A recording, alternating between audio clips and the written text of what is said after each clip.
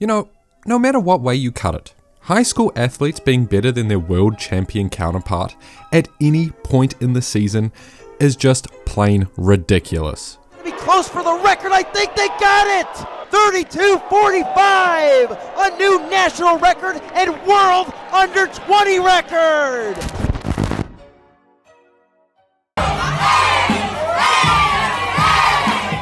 Alright, let's kick off with the big ballers. Kishane, Thompson and Noah Lyles.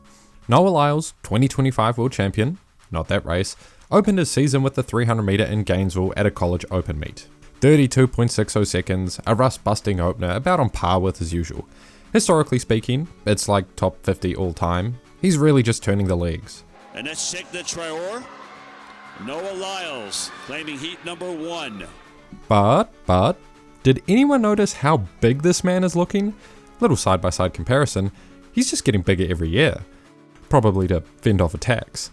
But is this extra size a good or bad thing? Won't know for sure.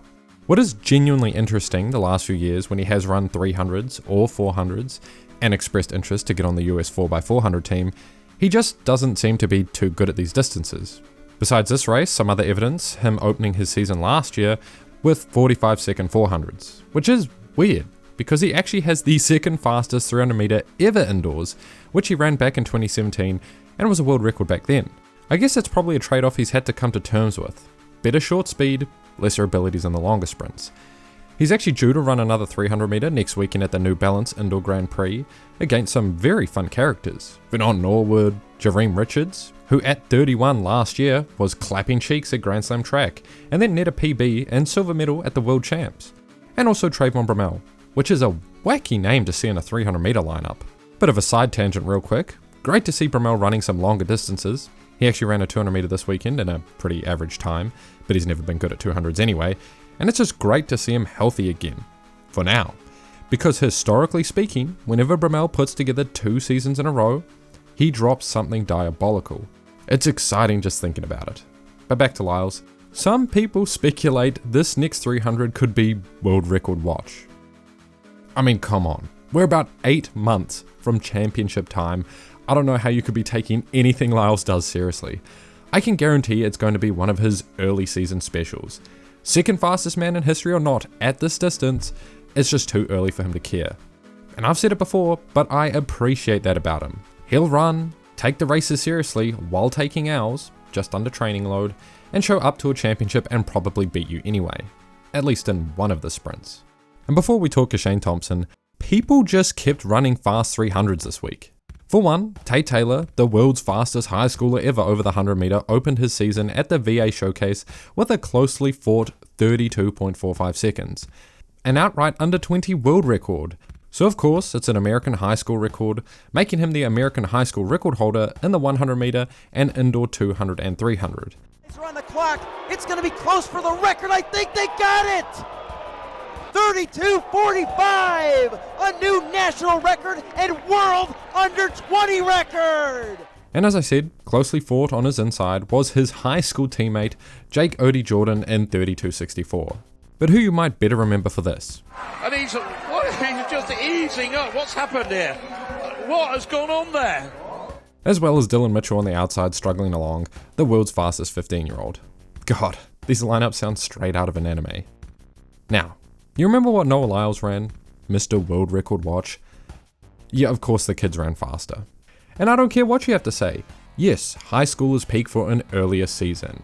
Run faster earlier, I get it. But my point stands. This is nuts that a high schooler can run faster than the dang world champion. That doesn't happen in any other sport, no matter the time of year. I dare you, name one. You probably shouldn't be able to. I swear, this only happens in track and field. And there were other crazy times at this VA showcase, but I only have so much time. Since the totem pole of athletic abilities goes world champions, then high schoolers slightly above them, and then college athletes sit at the very top. You know, just very normal track things. And that's because USC's Garrett Kaalund simply opened his season with a 32.10 to trump all other 300 meter times for the week. I've given up this advantage. Clement still pumping the arms to no avail. Kaalund takes it for the Trojans. That's top 10 all time, and number 2 all-time in the NCAA. And if you haven't heard the name Garrett Kaalund much, I know I haven't, I'm probably saying it wrong, it's because it's not thrown around much. But still, that doesn't mean this time is out of nowhere. Last year he ran a 1985 200, and he took bronze at the NCAA champs in the 200. He was just overshadowed by a few big names in the NCAA last year, getting beat by Charamba and Makarawu, the 2 Zimbabweans, but finished ahead of guys like Jordan Anthony and Tamaz McCallum. And I know you've heard those names, so if you were hyped for any of these fellas, he's just another to add to the list. Oh right, I was supposed to talk about Kishane Thompson. This weekend, Jamaica held their now inaugural outdoor 60-meter races to help their athletes qualify for World Indoors. And yep, it was some running, that's for sure. Thompson took out the men's in 6:52, beating out McPherson in second and Brian Lavelle in third. Good to see Brian Lavelle coming back this year, contending off the bat. Now, with a 1.2 wind at their back, these were some good times. And I say good since 2 collegiate athletes already ran faster last week. But we're talking about this race. This is a hard angle to really analyse much. Kishane gets a popping start, Lavelle to our left is left for dirt, and while the race closes, it looks like both McPherson and Lavelle make ground on Kishane nearing the finish, since those 3 were separated by 0.01 seconds. Now I understand if you don't think McPherson made ground on Kishane, but Lavelle definitely did. And this says 2 things to me. Lavelle is going to be a threat this year, for sure. You can't teach closing speed at this point, and his was good last season anyway. And secondly, Kishane is starting to look more and more like a suffer pal each year. I'm calling it now. With Lavelle, Seville, Lyles, hell, even Tobago if he stops losing to ISO speed, Thompson has a lot of people who will be chasing and can catch him. Alright, this is my hot take for the year. Write it down, Jan 2026, Thompson is going to be a medal specialist for his career, but not a winner. And that's my thoughts on that. Now while the men's were alright, the women's was great. Tia Clayton is clearly already burning and ready to go. Last year she had a fantastic season all the way up until the Jamaican trials, in which she got hurt in the semi-finals or quarterfinals, I can't quite remember. And her twin sister ended up taking her place, winning the trials, and coming second at the World Championships. So here she is starting off 2026, revenge in her belly, 7.02 seconds, a new PB, matching her sister's PB, and this also says 2 things to me. 1, yes, it was done with a legal wind, 1.2, but that time alone is fast enough for a medal any year at World Indoors. And secondly, these twins just keep getting better year to year. Last year we really saw them make their first mark at the senior level with the other Jamaican women phasing out. Let's say this coming year, Sha'Carri Richardson actually decides to run well, Julian Alfred and Sharika Jackson are healthy, and Melissa Jefferson continues her 2025 outright destruction, because that's what it was, undefeated across 11 races for the year. Women's sprints are going to be as competitive as when Shelley and Elaine were running. Sam Ruthe, a 2:17 1 kilometer in the rain. I said it. What did you think was going to happen next time he touched the track? A fresh new 800 meter PR and also pretty difficult conditions. He started off with a 51.5 second first lap, powered around Sam Tanner on the backstretch. His teammate, who competed at the 2024 Olympics and 2025 World Championships in the 1500, which was a fantastically smart strategy I might add, knowing Tanner isn't particularly known for his finish, and fights for his life, holding on to a time of 1:45.86 seconds. Ruthe holding! Ruthe wins it! Sub 1:46! God, I love the domestic tactics coming out.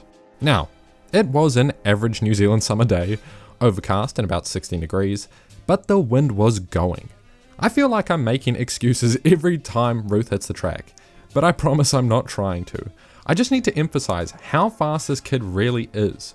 All the 60 meter finals for that day were run into some dastardly headwinds. Zoe Hobbs and Tian Welpton, who have both competed at the World Indoors in the 60 meter, attempting to qualify for the 2026 World Indoors, were reduced to 7.29 seconds and 6.8 in the face of negative 1.7 and negative 2.9 headwinds. That is brutal. So just think about this for a second. Sam is powering down this home stretch in the fastest time he's ever run, with a wind somewhere in the negative 2s blowing right at his face. Did I mention he's 16? I probably don't need to, but he's 16. There's also something to be said about how effortless his stride looks next to Sam Tanner's high cadence.